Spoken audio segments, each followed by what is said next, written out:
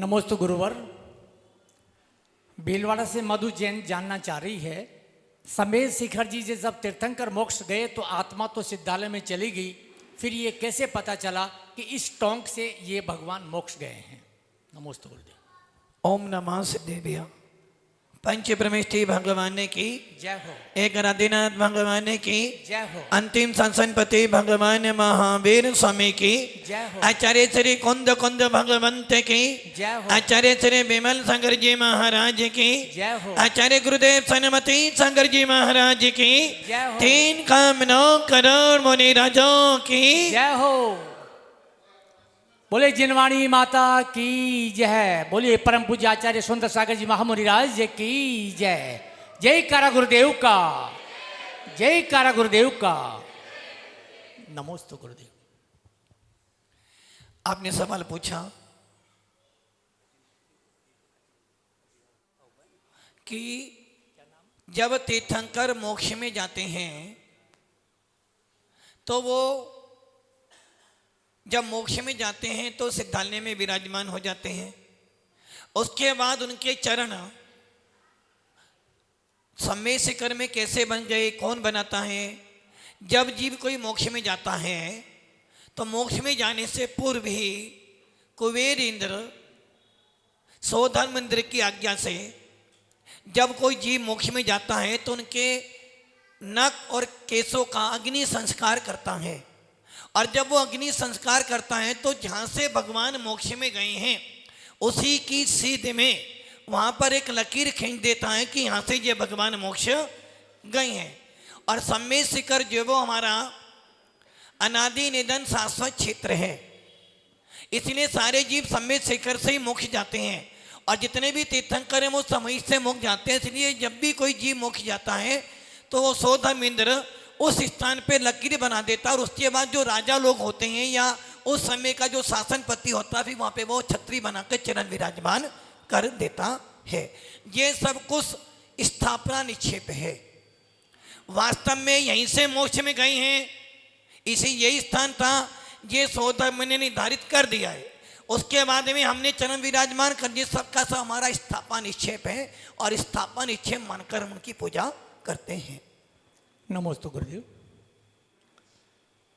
Next पूछना चाह रहे हैं, आचार्य श्री जो बच्चे बाहर पढ़ने जाते हैं कॉलेज में या स्कूल में और उन्हें देवशास्त्र गुरु का समागम नहीं मिल पाता है, मंदिर जाकर भगवान जी के दर्शन करने का मन होता है, जिनवाणी पढ़ने का मन होता है, गुरु के पास जाकर उनके प्रवचन सुनने की लालसा रहती है, किंतु ऐसे पाप कर्म का उदय होता है कि वे चाह कर भी ये सब नहीं कर सकते। परोक्ष में भावना भा लेते हैं, लेकिन जो शांति प्रत्यक्ष में जाकर मिलती है, प्रभु दर्शन करने से मिलती है, वो नहीं मिल पाती। तो आचार्य श्री हम ऐसा क्या करें जिससे हमारा पुण्य बढ़े और जल्द से जल्द हम देवशाह गुरु के दर्शन प्रतिदिन करते रहें और गुरु के दर्शन भी जल्दी से जल्दी मिलते रहें? और ऐसे कौन से पाप कर्म का उदय आता है जिससे हम देवशाह गुरु के दर्शन मन में भाव होने के बावजूद भी नहीं कर पाते? नमोस्तु गुरुदेव।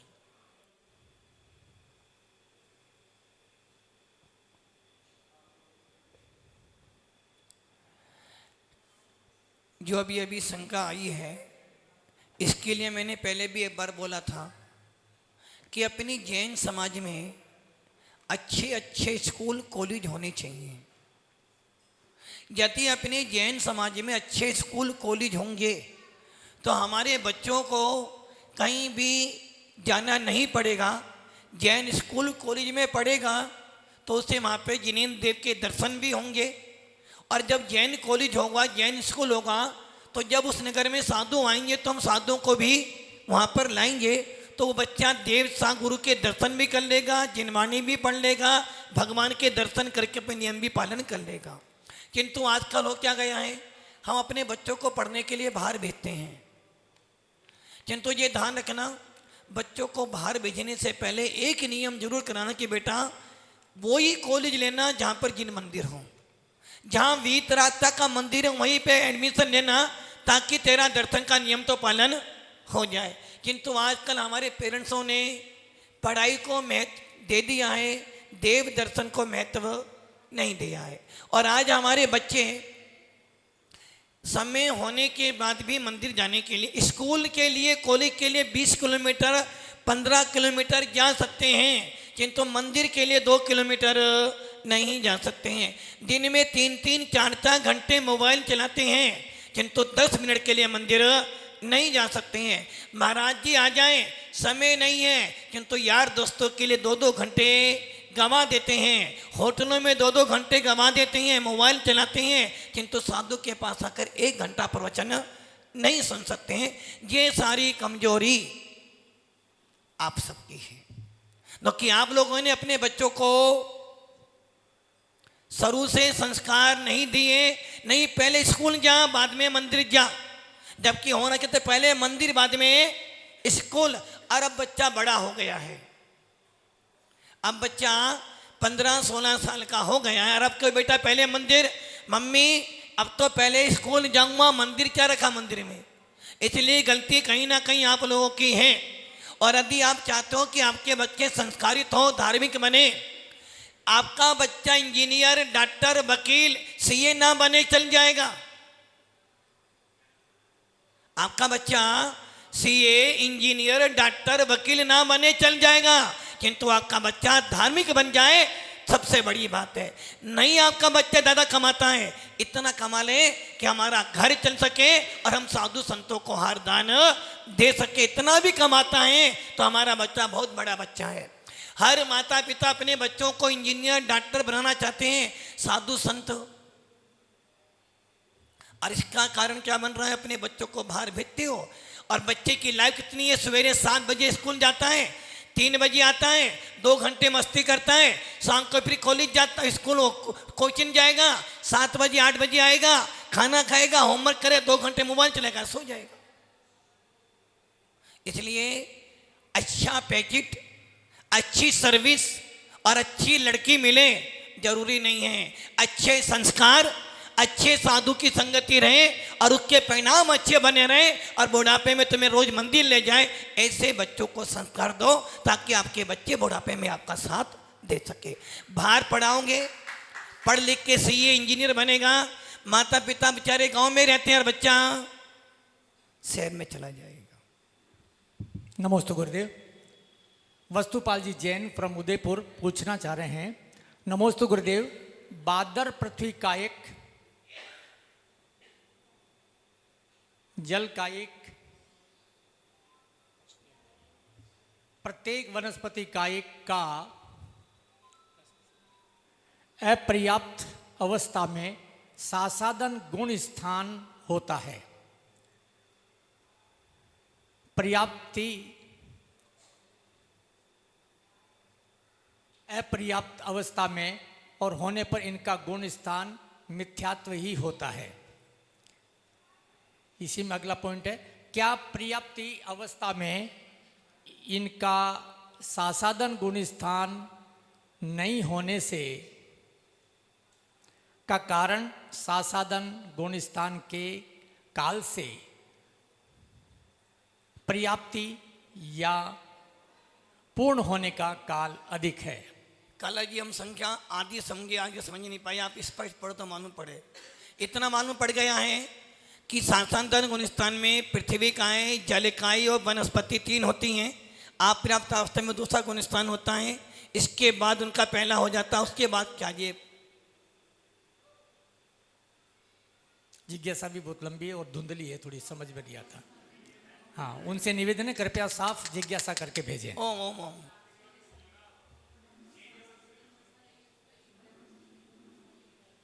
इनकी शंका ये हो सकती है, जो मुझे मालूम पड़ा है, इनकी शंका ये है कि एक इंद्रिय 5 प्रकार के होते हैं, पृथ्वी, जल, अग्नि, वायु और वनस्पति, जिसमें से वायु और अग्नि इनको दूसरा गुण स्थान नहीं होता, किंतु पृथ्वी, जल और वनस्पति को दूसरा गुण स्थान होता है अपर्याप्त अवस्था में। तो क्या पर्याप्त होने पर उनका स्थान पहला हो जाता है, यही शंका है ना। तो इस विषय में हमारे पास 2 मत मिलते हैं।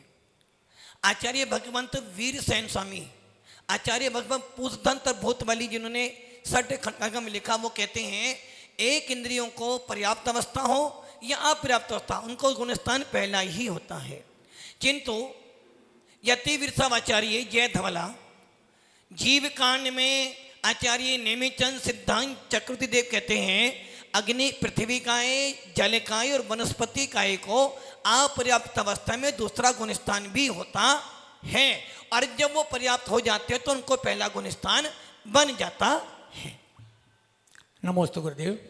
अगली जिज्ञासा भीलवाड़ा से विभव जैन। आचार्य श्री के श्री चरणों में नमोस्तु। नमोस्तु भगवान। मेरा प्रश्न यह है कि एक आदमी का आदर्श या तो कोई क्रिकेटर होता है या एक्टर होता है, लेकिन आज के समय में क्रिकेटर तो सट्टा खेलना सिखा रहे हैं, ड्रीम 11 क्रिक बज जैसी एप्लीकेशन का ऐड करके, और एक्टर जो है वह गुटखा खाना सिखा रहे हैं, रजनीगंधा विमल का ऐड करके, जिससे युवा वर्ग बहुत प्रभावित हो रहा है और गलत रास्ते पर चल रहा है। तो एक आदमी को अपना आदर्श किसको बनाना चाहिए जिससे वह अपनी राह नहीं भटके और गलत रास्ते पर नहीं चले? कृपया मार्गदर्शन प्रदान करें। शंका समझ में आ गई ना? हर किसी व्यक्ति की लाइफ में कोई ना कोई एक लक्ष्य होता है और लक्ष्य बनाने से पहले वो किसी ना किसी ऐसे व्यक्ति को लक्ष्य बनाता है जो उसके अनुसार वो बनने का प्रयास। जो लोग पीछे बैठे हैं बातें ना करें, जो पीछे बैठे हैं बातें ना करें।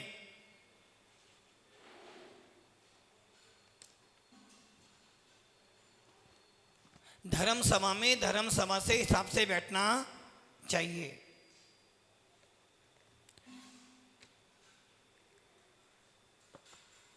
हर व्यक्ति अपने जीवन में कोई ना कोई लक्ष्य बनाता है और लक्ष्य बनाने से पहले वो अपने सामने कैसे व्यक्ति को रखता है जिसको खुद वैसा बनना हो।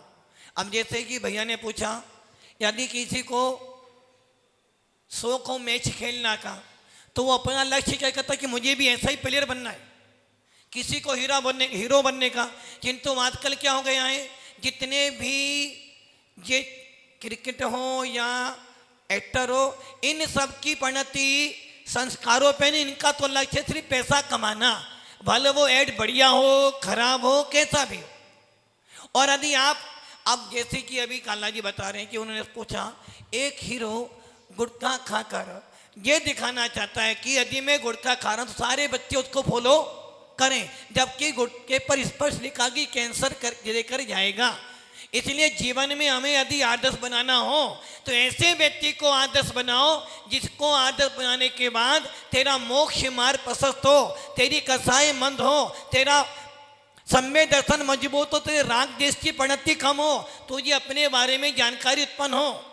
और इसके लिए हमारे राम हैं, हनुमान हैं, महावीर हैं, आदिनाथ हैं, साधु संत हैं, इनको आदर्श बनाएगा तो तेरे जीवन के अंदर शांति भी आएगी, कसाई भी कम होगी, तनाव भी कम होगा और सीमित वस्तु के अंदर भी आनंदित रहेगा। और यदि इनको छोड़कर दूसरे जीवों को अपना आदर्श बनाएगा, कितनी ही वस्तु आ जाए फिर भी तू आकुलित होता रहेगा। इसलिए जीवन में आदर्श उसे बनाओ जिसके पर चिन्हों पे चलने पर तुझे आत्म शांति की प्राप्ति हो सके। नमोस्तु गुरुदेव। ऑनलाइन के पश्चात उपस्थित श्रोताओं में से अब जिज्ञासा का नंबर आ रहा है।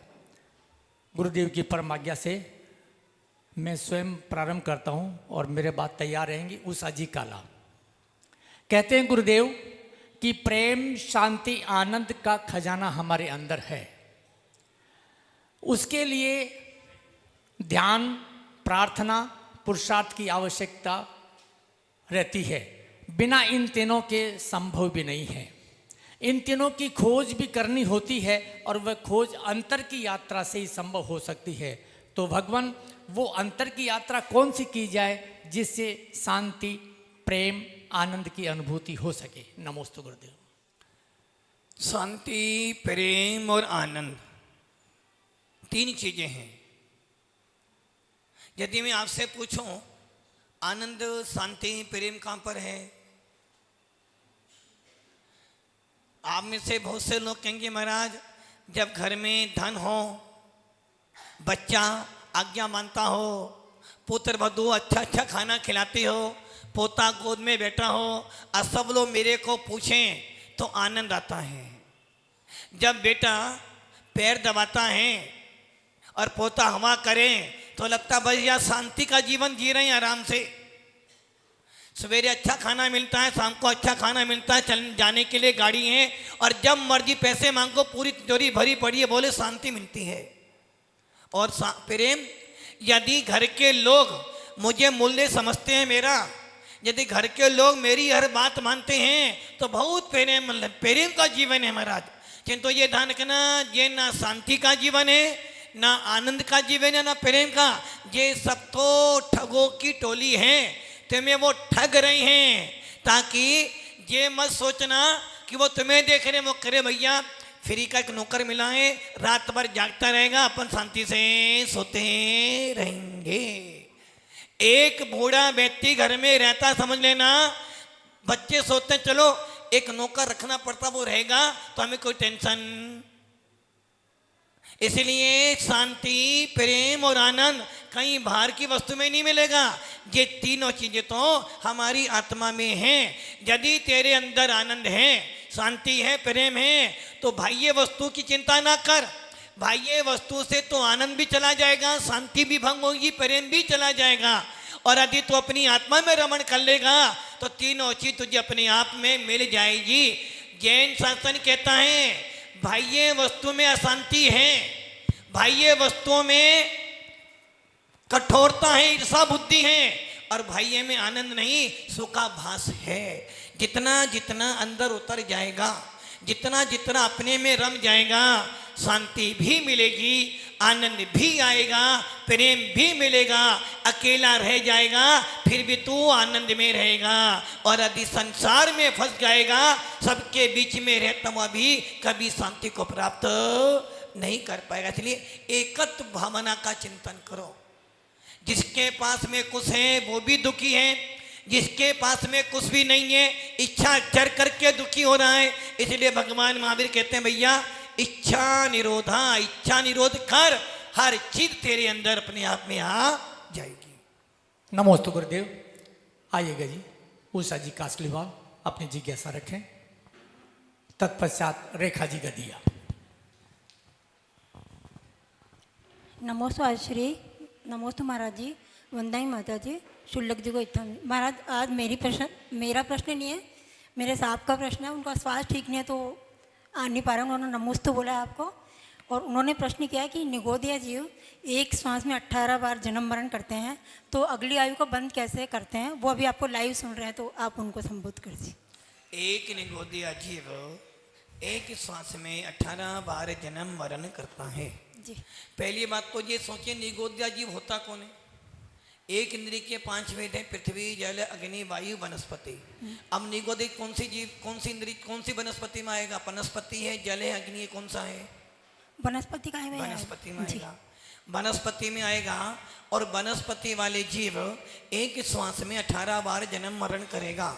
उस एक श्वास में 18 बार जन्म मरण करने के बाद उसको, जो कि वनस्पति वाला जीव पृथ्वी भी बन सकता है, जल भी बन सकता है, तीरंच भी बन सकता है, मनुष्य भी बन सकता है, किंतु जब तक उसके वो भव पूरे ना हो जाए।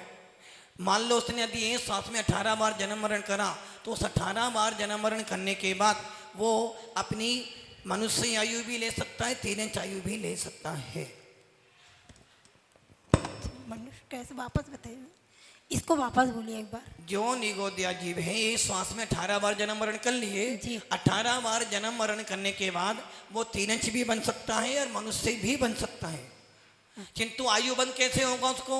आयु बंद एक इंद्रिय जीव है, मन नहीं है, कोई धर्म अनुष्ठान भी नहीं करेगा, किंतु उसको जो एक इंद्रिय मिली है उस एक इंद्रिय के बल पर जो उसके जो परिणाम लेसियां हैं उसके बल पे वो तीरंच आयु का भी बंद कर सकता है और मनुष्य आयु का भी बंद कर सकता है। तो उनके लेशा तो कृष्ण लेशा ही रहेगी महाराज जी।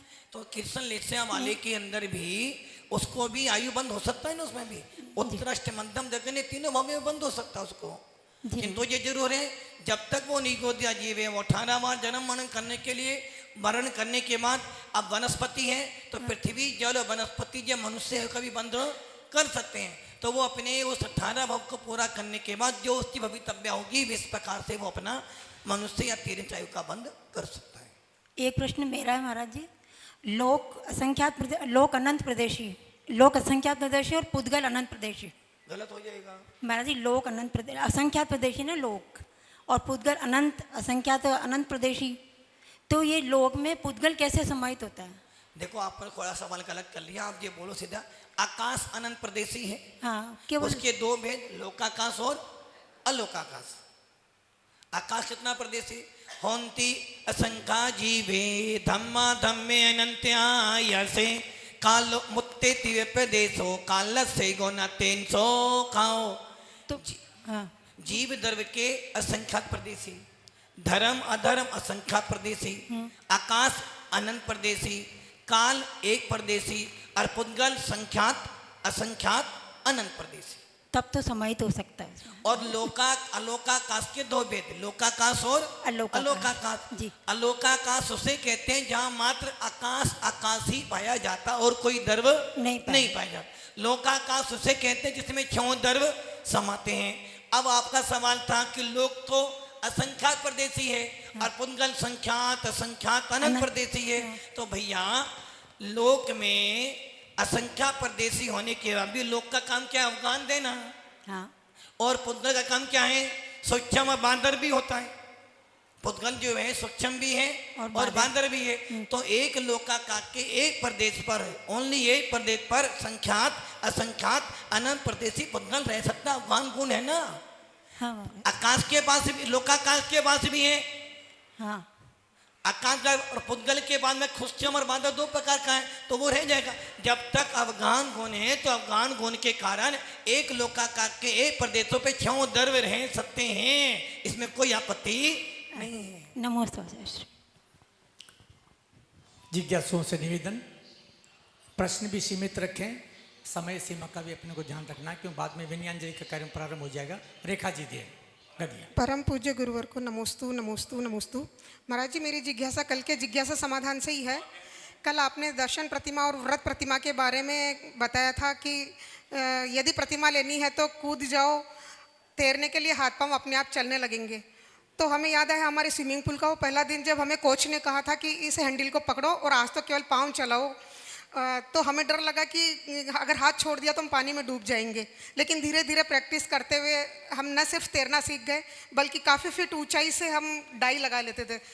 तो यही बात प्रतिमा पर लागू हो रही है कि पता है कि मार्ग तो यही सही है, प्रतिमा लेकर हमें आगे बढ़ना चाहिए, लेकिन कहीं ना कहीं अनकॉन्शियस माइंड में ये बात जरूर है कि जब तक हमारे हाथ पाँव चल रहे तब तक तो हम निभा लेंगे, लेकिन क्या होगा, क्या प्रतिमा पाल पाएंगे या नियम कहीं टूट ना जाए, तो इस डर को कैसे दूर करें? गद्दिया जी, आपकी शादी हुई? जब आपके पिताश्री ने आपका विवाह किया था, क्या आपने ये सोचा था यदि शादी नहीं पली तो क्या होगा, तो शादी ना करें? सोचा कि एक बार भी नहीं सोचा। आपने इतनी बड़ी गृहस्थी बसाई, सोचा बच्चे तो हो गए हैं, यदि इनका पालन पोषण नहीं किया तो क्या होगा, नहीं सोचा। अब आपके पोता पोती भी हो गए हैं, पोता पोती मेरा कहना नहीं मानते, निकल के धर्म से विचलित हो गए, तो मैं क्या करूंगी, सोचा नहीं सोचा। बच्चे इतने बड़े कर दिए, पाल पोस के बड़े कर दिए, यदि बुढ़ापे में बच्चे मेरे साथ ना देंगे तो नहीं सोचा। क्योंकि तुम कब सोचते हैं, धर्म के मामले में हर बार सोचते हैं। बच्चे को बाहर भेजते हो, कभी नहीं सोचते हो। डॉक्टर के हाथ में अपना हाथ जीवन दे देते हो, डॉक्टर हमारा ऑपरेशन करेगा, यदि उसने हमें मार दिया तो नहीं सोचते हो। किंतु जब भी धर्म की बात आएगी, संयम की बात आएगी, नियम की बात, यदि हमने नियम ले लिया तो नहीं पला, तो यदि ऐसा हर कोई सोच लेता तो आज ये चतुर्विध संघ कभी भी मोक्ष मार्ग पर नहीं आता। अरे जो होगा सो लड़ेंगे। एक स्त्री शादी के बाद जब जाती है, भले उसका पति खराब हो, मारता हो, पीटता हो, फिर भी सहन करती है, किंतु संयम के। अरे महाराज जी, यदि नहीं पला तो क्या करूंगी? अरे नहीं पलेगा तो समाधि मरण कर लेंगे। और दूसरी बात, मनुष्य तो उसे कहते हैं जिसकी लाइफ में कभी भी ऐसा असंभव कोई काम है ही नहीं। अपनी धैर्य शक्ति और निर्णय सच्चा होना चाहिए तो बड़े से बड़े तूफान से भी लड़ सकते हैं। यदि आपको व्रती बनना है, आगे पीछे मत सोचो। हमारे पास 3 प्रकार के जीव होते हैं, जैन शासन कहता है। एक वो होते हैं जो काम के बारे में सोचते तो हैं, करूँगा, किंतु जब सोचते हैं भैया नहीं हुआ तो पीछे बैक हो जाते हैं। दूसरे वो होते हैं शुरू तो करते हैं, आधा कर भी लेते हैं, और जैसे ही मुसीबत आई छोड़ देते हैं। और तीसरे वो होते हैं काम शुरू भी करते हैं, चलते भी हैं, और उपसर पर से आ जाएं फिर भी हिम्मत नहीं हारते हैं, वही मोक्ष को प्राप्त करते हैं। इसलिए डरो मत, जब संसार के काम में नहीं डरे कभी तुम। आज भी तुमको यदि अकेला जाना पड़ जाए, रात में 2 बजे भी अकेले चली जाओगे आप, और संयम के मार्ग पे डरते हो, इसका मतलब है अभी आपको अपनी आत्मा के अनंत शक्ति पर विश्वास नहीं है। अनंत शक्ति आत्मा के अंदर है। अरे कोई मुझे जान से तो मार देगा, यदि मुझे कोई खाना बनाकर नहीं भी देगा, भूखा रह लूंगी, तो संयम तो पालन करूंगी। जब तुम्हें ये लग रहा है कि घर के लोग हो सकता तुम्हारा पालन ना कराएं, तो क्यों घर में रहते हो? जब चतुर्विधि संघ तुम्हें बुला रहा तो वहीं चले जाओ, तुम्हारा पालन भी होगा, संयम भी पड़ेगा तुम्हारा। नमस्ते। बहुत अच्छा। आइए रजनी जैन सावर से तत्पश्चात तैयार रहेंगे पारस जी पहाड़िया। आचार्य गुरुवर श्री सुंदर सागर महाराज जी के चरणों में त्रैवार नमोस्तु नमोस्तु नमोस्तु। समस्त चतुर्वेद संघ के चरणों में वंदामी नमोस्तु एवं इच्छामी। आचार्य से मेरी जिज्ञासा यह है कि जो सौधर्म इंद्र होता है अष्टांग का पर्व में नंदिर सूर्यदीप में पूजन के लिए जाता है, तो वह अपने मूल शरीर में जाता है कि वे क्रिया शरीर धारण करके जाता है? देखो, जो भी देव होते हैं, भले वो सौधर्म इंद्र हो, भवनवासी हो, व्यंतर हो, ज्योतिष हो, कोई भी देव कभी भी अपना मूल शरीर लेकर कहीं भी नहीं जाता है।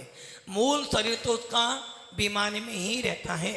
विक्रिया करके वो देव कहीं भी जा सकता है। इसलिए सौधर्म इंद्र आदि जितने भी इंद्र नंदीश्वर द्वीप में जाते हैं, वो अपनी विक्रिया को लेकर जाते हैं, मूल शरीर उसका यहीं रह जाता है।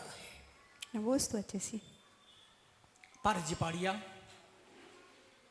लीजिए, जल्दी लीजिए, माइक जल्दी लीजिए। और इनके बाद तैयार रहेंगे अलका जी कोठारी। नमोस्तु भगवत, नमोस्तु भगवत। अखंड अभेद रूप गुणात्मक द्रव्य, अखंड अभेद रूप गुणात्मक द्रव्य, अखंड अभेद गुणात्मक द्रव्य, गुणात्मक गुणात्मक द्रव्य, क्या इसमें कारकत्व है, यह ध्रुव है, या इसे ध्यान का विषय बनाया जा सकता है? 3 प्रश्न हमारे। मैं एक बार रिपीट कर दो आराम से। अखंड अखंड अभेद गुणात्मक द्रव्य, क्या इसमें कारकत्व है? क्या बोला? पहला प्रश्न, कारकत्व, कर्ता कर्म, कर्ता कर्म। हाँ, कारकत्व है या ध्रुव है, और क्या ये ध्यान का विषय बनाया जा सकता है? देखो, पहली बात तो आपने बोला अखंड, 6 द्रव्य अखंड है, जी हाँ। कभी विनाश होने वाले नहीं। नंबर 2, अभेद, मैंने उनको भेद नहीं कह सकता, गुणों में भेद नहीं है, मतलब जीव और द्रव्य और गुण में कभी भेद नहीं किया जा सकता है। अभेद, जब हम अभेद का कथन करते हैं तो द्रव्य और गुण दोनों के दोनों एक साथ में आ जाते हैं। अभेदने से द्रव्य में और गुण में कोई अंतर नहीं है, किंतु भेद जब करोगे तो गुण अलग हो जाएगा और द्रव्य अलग हो जाएगा, किंतु फिर भी उनके प्रदेश भिन्न भिन्न नहीं हो सकते। जैसे शक्कर, मिठास और शक्कर दोनों को अलग अलग नहीं कर सकते, किंतु कथन जब करोगे तो अलग अलग परिभाषा बताओगे। वैसे ही द्रव्य अलग है, गुण अलग है कथन करने की शैली से, किंतु उनमें प्रदेश भेद नहीं हो सकते।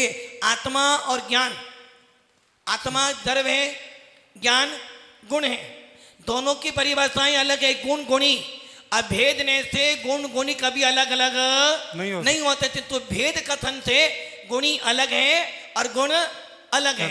अब तीसरा था आपका अभेद, अभेद की बात कर रहे हैं। अभेद, अभेद गुणात्मक द्रव्य, अभेद गुणात्मक, कोई भी द्रव्य होगा गुणात्मक ही होगा, बिना गुण के द्रव्य नहीं रह सकता। गुण पर्यायवद द्रव्यम, जिसमें गुण और पर्याय पाए जाते उसे द्रव्य कहते हैं। अब बात आई ये ज्ञान का विषय, ज्ञान का विषय भी बनेगा, क्योंकि यदि कोई वस्तु ज्ञान का विषय ना बने तो वस्तु ही नहीं रहेगी, वो ज्ञान का विषय भी है। और क्या था ये, इसमें कारकत्व है क्या? कर्ता कर्म भी है, क्योंकि आत्मा करता है। कौन सा कर्म कर रही है आचार्य भगवंत? समय सार उठाओ, नियम सार उठाओ, द्रव्य संग्रह पढ़ो, हर में क्या कि आत्मा किसका करता है? अपने ही शुद्ध भाव वो कहाँ करता है, तो आत्मा कर्म कर रही है अपनी आत्मा के गुणों का, तो कर्ता कर्म भाव भी है। और उसके बाद में ज्ञान का विषय भी है और ध्यान का विषय भी है। ध्यान का विषय भी है। ध्यान का विषय भी है। कौन से, तो सविकल्प या निर्विकल्प? जब अपना ध्यान करोगे तो निर्विकल्प है, और जब पर का अवलंबन लेकर चिंतन करोगे तो साविकल्प हो जाएगा। इसलिए प्रत्येक द्रव्य हमारा ध्यान का विषय बन सकता है, यहाँ तक कि एक रोटी भी हमारा ध्यान का विषय बन सकती है। अब ये चिंतन तुम्हारे ऊपर निर्भर करता है कि अपने चिंतन को आप कैसा कैसा ले जाओ। अच्छा, ये ध्रुव भी है हमारा, नियत है। ध्रुव मैंने नित्य है, ध्रुव तो है। द्रव्य भी नित्य है, गुण भी नित्य है, और निष्क्रिय है।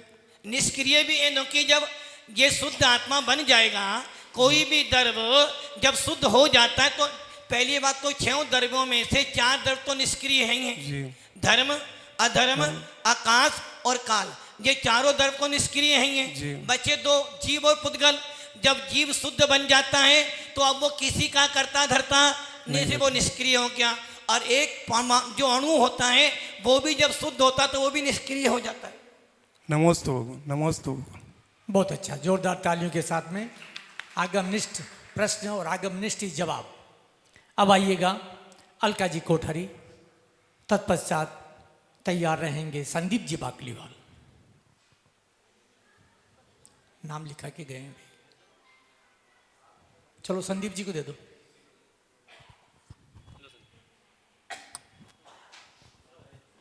नमोस्तु आचार्य जी। गुरुवार आज हमने 2 लाइन सुनी थी कि साधु बनना काम नहीं है बच्चों का, तेल निकल जाता है अच्छों का। तो गुरुवार इस चतुर्मास के दौरान ये बात हमको समझ में तो आगे, मोक्ष मार्ग कठिन तो है पर इतना विश्वास इस पर जाया जा सकता है। चूँकि भगवान हम अभी ग्रस्त हैं, समय भी बहुत है, तो भगवान जो लहरें हमारे अंदर अभी उठ रही है और जो आपका विहार होगा उसके बाद लहरें भी शांत होगी। तो गुरुवार ऐसा कोई गुरु मंत्र दो कि हमारी विशुद्धि जारी रहे और हम जुड़े रहें। इन्होंने एक छंद बोला था ना, साधु बनना काम नहीं है बच्चों का, तेल निकल जाता है अच्छों का। ये ध्यान रखना, ये तो निश्चित है, साधु बनना बच्चों वाला खेल नहीं है। किंतु जब भी साधु बनेगा बच्चा बनकर ही बनेगा। बच्चा साधु बनता नहीं है, किंतु जब भी साधु बनेगा बच्चा बनकर ही बनेगा। एक बच्चा जो होता है सारे विकल्प छोड़कर अपनी मस्ती में मस्त रहता है, वैसे ही जिसको साधु बनना है उसको सब दुनिया क्या कह रही है, मम्मी क्या कहती है, पापा क्या कहते हैं, परिवार क्या कहता है, समाज क्या कहती है, सब छोड़ दे, बस एक ही धुन रहती है, मुझे तो महाराज बनना ही बनना है, वो ही महाराज बनेगा। और रही बात, साधु बनना भी सरल है और साधुता में रहना भी सरल है। यदि साधु अपनी मर्यादा में रहे, साधु अपने ज्ञान ध्यान में लीन रहे, तो साधु बनने का आनंद तो सिद्धों जैसा आनंद है, जो आनंद सर्वार सिद्धि जीव को भी प्राप्त नहीं हो सकता। इसलिए ये ध्यान रखना, विशुद्धि बढ़े। कम से कम जो तुमने इस चतुर्मास में 4 महीने साधुओं की सेवा की है, उनकी चर्या देखी है, यदि प्रतिदिन भी एक बार भी उन चर्या को देख लेगा और याद कर लेगा, अपने आप तेरी विशुद्धि बढ़ जाएगी और तू भी मुनिराज बन जाएगा। बहुत। और गुरु मंत्र की बात रही, सबसे बड़ा गुरु मंत्र है। लोग कहते हैं गुरु मंत्र दो, गुरु मंत्र दो। अरे जिस दिन तुम्हें गुरु अपने मुख से तुम्हारा नाम ले ले और दिल से एक बार याद कर ले, समझना सबसे बड़ा गुरु मंत्र तुझे अपने आप मिल गया। आइएगा, जिज्ञासा रख रहे हैं श्यामलाल जी जैन वकील साहब। जिज्ञासा सीमित रखें और एक ही रखें। उनके बाद तैयार रहेंगे सुरेंद्र कुमार जी पापड़ीवाल। आचार्य श्री के श्री चरणों में नमोस्तु नमोस्तु नमोस्तु। चतुर्विद संघ के श्री चरणों में सत सत नमन। गुरुदेव, आपने केसर कुंज में जो प्रवचन दिया था, तब उस प्रवचन में राजा श्रेणी का नाम आया था और आपने प्रश्न किया था ये राजा श्रेणी कौन है। तो वास्तव में इतिहास श्रेणी के बारे में नहीं कहता, जैन आगम जरूर श्रेणी के बारे में कहता है। और ऐसे अनेक राजा जो जैन आगम को मानने वाले हैं, उनके बारे में भी हमको ज्ञान नहीं। मैं जहाँ तक समझता हूँ, गुरुदेव आपने ही बताया था कि इसका नाम बिम्बसार है, तो बिम्बसार को तो जरूर पढ़ा। और बिंबिसार चंद्रगुप्त मौर्य का लड़का था और बिंबिसार का लड़का अशोक सम्राट था। क्या इनके बाद में कोई ऐसा राजा हुआ जो जैन धर्म को आगे बढ़ाने में उसका योगदान रहा? देखो, सबसे पहले तो आज हमारे जैन इतिहास को अपने जैन लोग भी नहीं जानते हैं। और हमारी भी बात करो, हम भी इतिहास पढ़ते थे, बिंबिसार का नाम सुना, खेरेवाल का नाम सुना, सबके नाम सुने, किंतु राजा सैनिक का नाम नहीं। तो हम मुनिराज बन गए, उसके बाद हमें पता कर राजा सैनिक हैं। और आज हमारे बच्चे नहीं, हमारे जो 70 साल के 80 साल के जो बूढ़े लोग वो भी नहीं जानते कि राजा सैनिक का नाम बिंबिसार भी है क्या। ये तो साधु संत जब आते हैं और तुम जैसे सुधी श्रावक आदि उपदेश सुने तो मालूम पड़ता कि हाँ हमारा जैन संघ कितना विशाल है। जितने बड़े बड़े स्पीकर हुए हैं, जितने भी बड़े बड़े स्पीकर हुए हैं, उन सबों ने कहीं ना कहीं जिन शासन का, जिन शास्त्रों का अवलंबन लिया है, जब जाकर इतने बड़े बड़े स्पीकर बने हैं। आप लोगों ने नाम सुना कांजी, वकील साहब नाम सुना कांजी?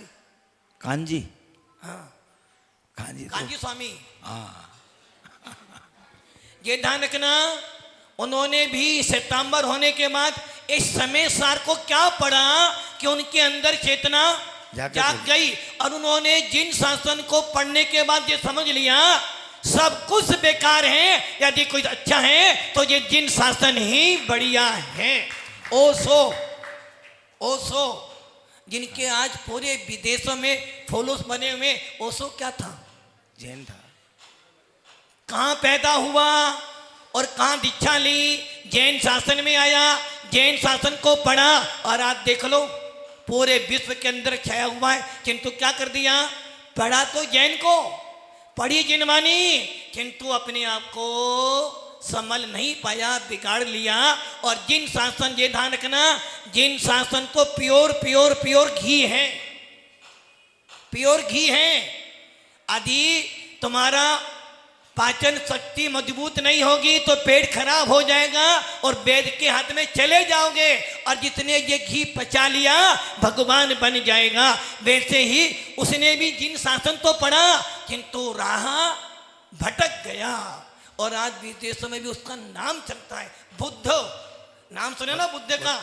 आज देख लो, गया जी चले जाओ, आप शरावस्ती चले जाओ, विदेशों में महात्मा बुद्ध, महात्मा बुद्ध, महात्मा बुद्ध। अरे महात्मा बुद्ध ने क्या क्या मुनि बना? वो जैन मुनि बना, दिगंबर मुनि बना। किसको पता है? पता तो राकेश जी पता नहीं? पता क्योंकि हमने कभी पढ़ा ही नहीं। मुनि बना, मुनि बनने के बाद उसने कठोर कठोर कठोर साधना करी, लंबे लंबे उपवास भी किए। किंतु जब शरीर उसका कमजोर हो गया तो उसने सोचा भैया नमस्तु अरिहंत शरणम गच्छामि, अब नहीं पलने वाला। तो क्या करा? घर चलो, घर जाऊंगा तो लोग मेरे को रहने नहीं देंगे और दिगंबर मुनि में रह नहीं सकता। तो क्या करो? बीच का रास्ता, ना श्रावक का ना साधु का, और उसने अपना नया मार्ग करना मध्यम निकाय। मूल नाम क्या है? मध्यम निकाय। ना साधु का भेष ना श्रावक का, इसलिए वो आधे कपड़े पहनते हैं। मध्यम, ये ध्यान रखना, पूरे विश्व के अंदर कहीं भी चले जाना, जिन शासन, जिस प्रकार पूरे विश्व में भारत सबसे बड़ा देश है, वैसे ही पूरे विश्व में सभी संप्रदायों के बीच में जिन शासन सबसे बड़ा शासन है और जो इसको अपनाएगा पार हो जाएगा। इसलिए राजा सैनिक भी बिंबिसार के नाम से जाना जाता है। चंद्रगुप्त मौर्य क्षत्रिय थे और देखो भद्रभाव स्वामी से दीक्षा ली चंद्रगुप्त, और आज उसको पूरा इतिहास, किंतु हमारे लोग ही नहीं जानते कि मुनि बने। जब अकाल पड़ा उसने भद्रभाव स्वामी की 12 साल तक सेवा करी और देवों ने आकर उनको हार दिया। ऐसे बहुत से उदाहरण हैं जिनको हम नहीं जानते हैं, किंतु हमारा इतिहास आज भी कहता है अशोक सम्राट जैन था, मुनि बना है, बौद्ध धर्म को मान लिया उन्होंने, मुनि बना। ये ध्यान रखना, बहुत सारी चीजें हैं किंतु अध्ययन करें तो सारी चीजें पता चले। जिस महात्मा गांधी ने जैन सिद्धांतों को लेकर अपना भारत आजाद कराया, जिस जैन सिद्धांतों से आज पूरा विश्व सुख और शांति की प्राप्ति कर सकता है, ऐसा जिन शासन आपको मिला है, इसलिए हमें गर्व होना चाहिए कि हम भगवान महावीर के वंशज हैं। और शान से बोलना हम लोग जैन हैं। हाँ जी, सेल डाउन हो गया जब तक एस के जैन साहब, सुरेंद्र कुमार जी पापड़ीवाल। दे दो वकील साहब को, दे दो वकील साहब को। दूसरा प्रश्न मेरा ये था, ये प्राकृत और संस्कृत, क्या प्राकृत संस्कृत से निकली या संस्कृत से प्राकृत बनी है? देखो, प्राकृत भाषा स्वतंत्र भाषा है। मूल भाषा तो प्राकृत थी पहले पूरे देशों में, विश्व में प्राकृत भाषा मैंने आम बोल चाल की भाषा प्राकृत। संस्कृत भाषा तो बहुत बाद में आई है, मूल भाषा प्राकृत है। और प्राकृत भाषा ही हमारी जैनों की मूल भाषा है।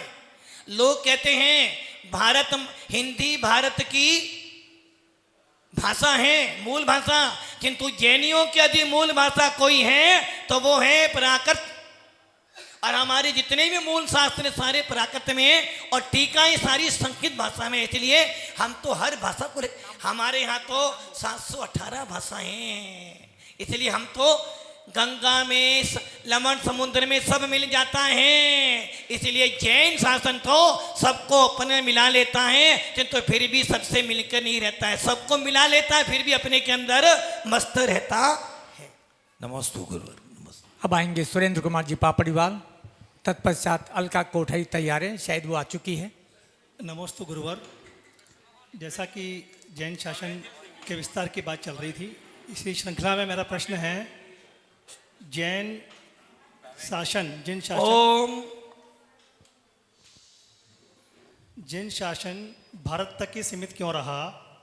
तो ओशो ने ही अपनी एक किताब में लिखा है कि जिन शासन का भारत में ही सीमित रहने के कारण है कि एक तो जैन मुनि जो है निर्ग्रंथ होते हैं, वो बाहर जा नहीं सकते हैं, जो ठंडे प्रदेश होते हैं वहाँ वो रह नहीं सकते हैं, पहला कारण। दूसरा उसने बताया कि क्योंकि वो वेजिटेरियन होते हैं, बाहर कंट्रीज में कई बार उनको इस तरह का पदार्थ नहीं मिलते हैं, दूसरा कारण उसने बताया। तीसरा कारण बताया कि जैन कभी भी कन्वर्जन नहीं करते हैं, इस्लामिक कन्वर्जन हो जाते हैं, क्रिश्चियन कन्वर्जन होते हैं, लेकिन जैन का कोई उदाहरण नहीं है कि जिसने कन्वर्ट किया हो। स्वेच्छा से बने अलग बात है, लेकिन कन्वर्जन दबाव डाल के कभी भी जैन नहीं करते हैं। उसका भी एक इस तरह के 3-4 कारण ओशो ने अपनी किताब में लिखे हैं। तो यही कई कारण है, या जैन बाहर क्यों नहीं जाए? अब आपने जो कारण बताए ना, पहली बात तो ये ध्यान रखना, जो उन्होंने बताया कि जैन मुनि जो होते हैं वो ठंडे प्रदेशों में नहीं जा सकते। अरे भैया, जैन मुनि उस हर प्रदेश पर जा सकते हैं जहाँ से पैदल जाया जा सकता है। जैन मुनि हर उस स्थान पर जा सकता है जहाँ पैदल विहार किया जा सकता है, भले वो ठंडा प्रदेश हो या गर्म प्रदेश हो। आपके यहाँ यूपी के अंदर, राजस्थान में जब आपका तापमान 49-50 हो जाता है, जब भी जैन मुनि बिना एसी, बिना पंखे, बिना पानी लिए 10-10, 12-12 उपवास कर लेते हैं, तो जैन मुनि कमजोर नहीं होते हैं, जैन मुनि तो शक्तिशाली होते हैं।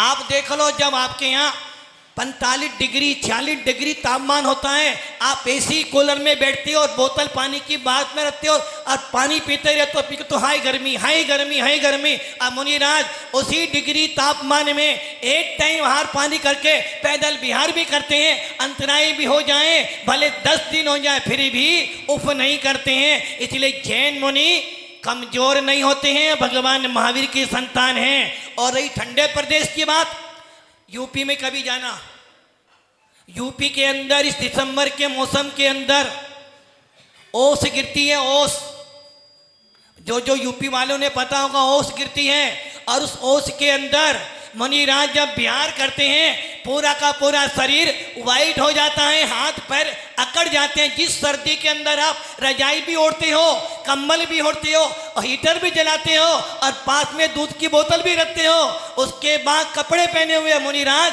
भयंकर सर्दी के अंदर भी निर्वस्त्र होकर शान से विहार करते हैं। इसलिए ये कहना कि ठंडे प्रदेश में नहीं जाते हैं, भगवान महावीर का शासन कायरों का।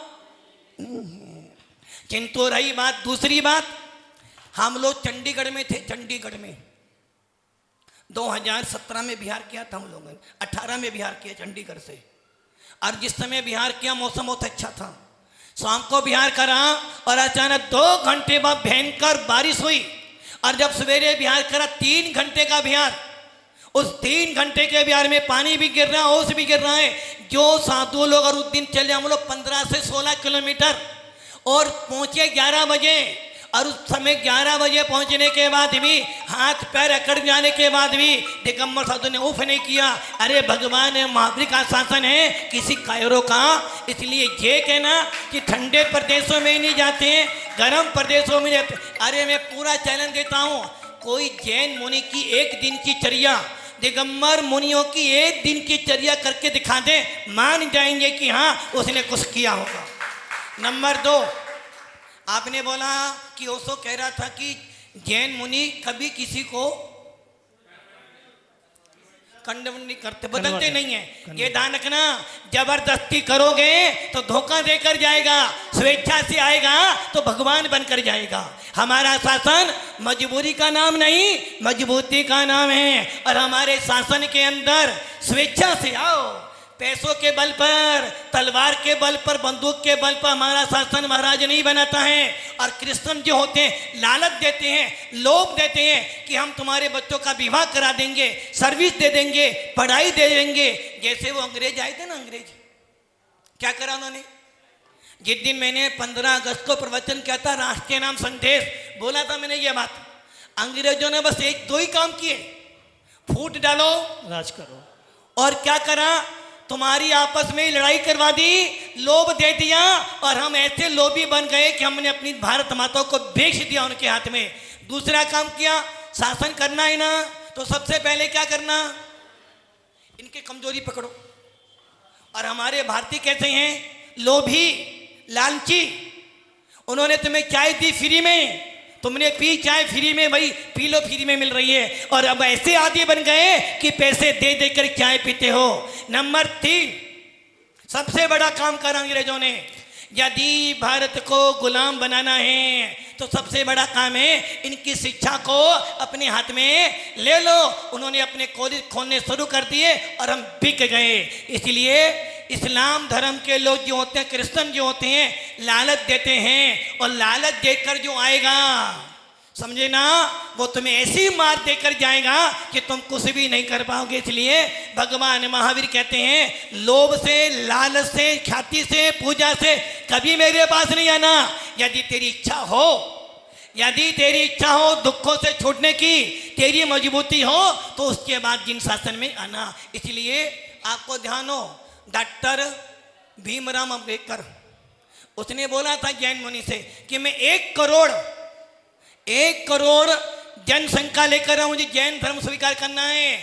हम नहीं भैया, हमारे यहाँ हमारा धर्म भीड़ का नहीं है, हमारा धर्म तो स्वच्छता का है। इसलिए हर कोई व्यक्ति डायमंड नहीं ले सकता है। इसलिए जैन शासन जबरदस्ती नहीं करता, जबरदस्त है। नंबर 3 क्या बोला था आपने? नंबर 3 वेजिटेरियन, शाकाहारी होते हैं कि बाहर जो दूसरे देशों में शाकाहार उपलब्ध हो या न हो।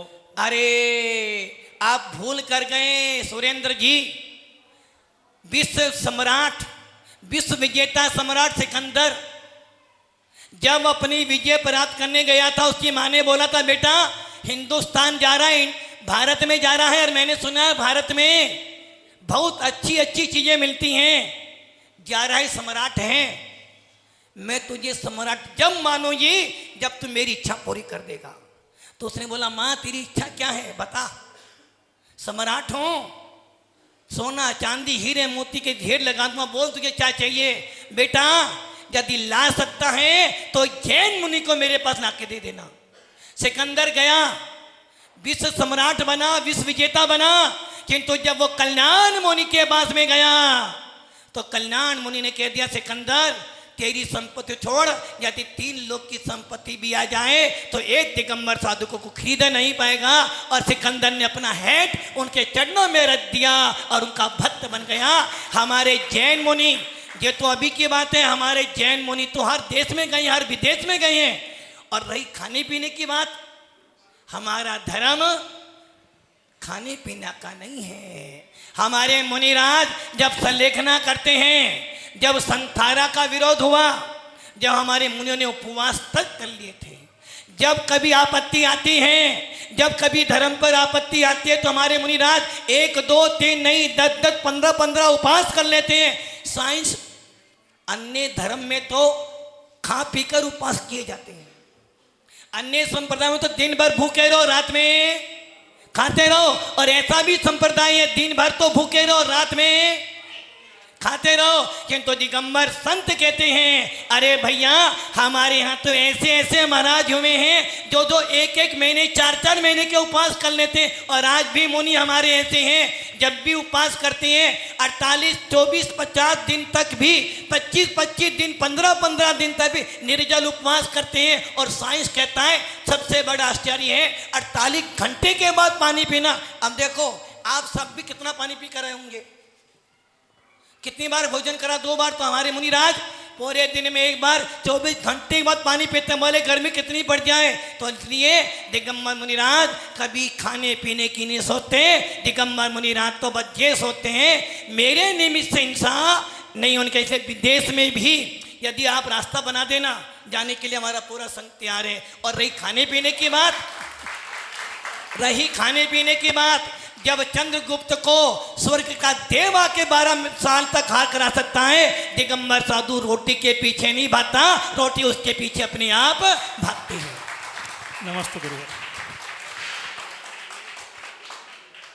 आइए अंतिम जिज्ञासु वंशी का बगड़ा लीजिए। अलका जी का क्वेश्चन है, उनकी भावांजलि है। नमोस्तु आचार्य, नमोस्तु आचार्य, नमोस्तु आचार्य। जब हमारे गुरु का अवतरण दिवस या दीक्षा दिवस होता है तो हमें उन्हें क्या उपहार देना चाहिए?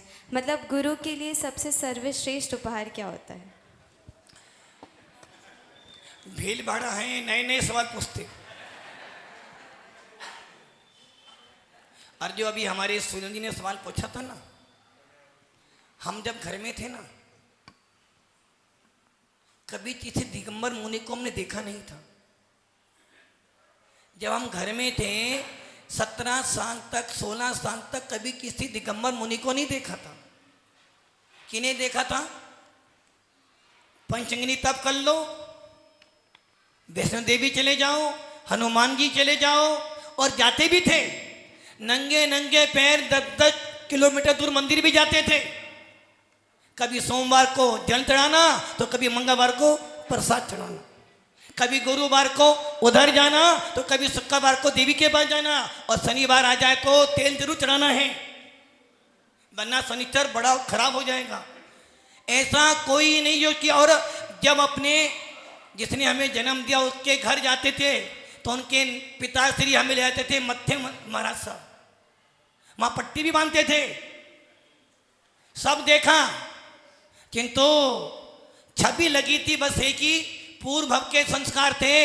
यदि पढ़ाई करनी है तो दिगंबर जैन स्कूल में करनी है। और ये सुना था दिगंबर मुनि कोई छोटे मोटे नहीं होते, बहुत पहुंचे महाराज होते हैं। और दिगंबर मुनि का जिसको आशीर्वाद मिल जाए वो कभी किस्मत का मारा नहीं होता है। और हमने भी यही बात ठानी और उसका फल ये है कि आज हम दिगंबर मुनि बनकर बैठे हैं। इसलिए ये ध्यान रखना। और तपस्वी सम्राट आचार्य शांति सागर महाराज दक्षिण वाले, आचार्य शांति सागर महाराज दक्षिण वाले, देखो उस काल में जहाँ विकट शासन चलता था उस काल में भी। और आचार्य आदि सागर महाराज 7-7 दिन के बाद एक दिन हर करते थे।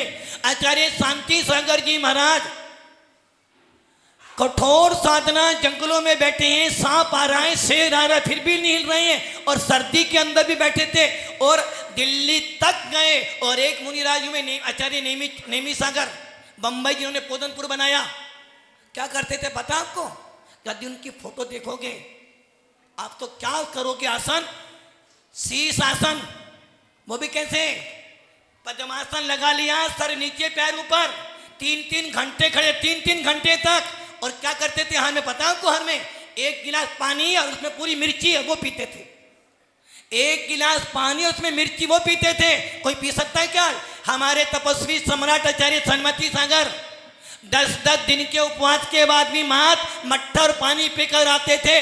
कोई करके देख तो ले। आज जितने भी संप्रदाय के गुरु हैं, जितने भी संप्रदाय वाले, वो ओशो के हो या इस्लाम वाले हो, कोई भी हो, 10 दिन का उपवास निर्जल और उससे मट्ठा पानी पीकर दिखा दे, मर जाएगा।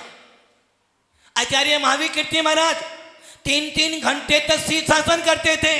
तो ये ध्यान रखना, ये जैन शासन है, भगवान महावीर का शासन है। यहाँ तो एक से बढ़कर एक साधक हमें, इसलिए पूरा विश्व कहता है जिन शासन में जैसी साधना दिगंबर साधु करता है ना कोई कर सकता है, ना कोई कभी की थी, ना कर सकता है। और रही गुरु को उपहार क्या दोगे तुम? गुरु के पास 2 ही चीज दे सकते हो बस आप। यदि वास्तव में गुरु को अपना माना है तो 2 ही चीज दे सकते हो, सोना चांदी पैसा धर, ये तो वो सब छोड़कर आ गए हैं। और जो दिगंबर साधु इनकी अपेक्षा करता है वो कभी दिगंबर साधु हो नहीं सकता है। दिगंबर साधु के यहाँ कोई कमी नहीं होती है, सब छोड़कर आया है। इसलिए यदि कुछ दे सकते हो तो 2 चीज, एक समर्पण और दूसरा अपना जीवन। हे गुरुदेव, अब आपको अपना जीवन दे दिया है। अब वो भजन है ना, अब सौंप दिया इस जीवन का सब भार तुम्हारे चरणों में, गुरुदेव तुम्हारे हाथों में है, जीते तुम्हारे हाथों में और हार तुम्हारे चरणों में। यदि दे सकते 2 चीज, समर्पण और जिसने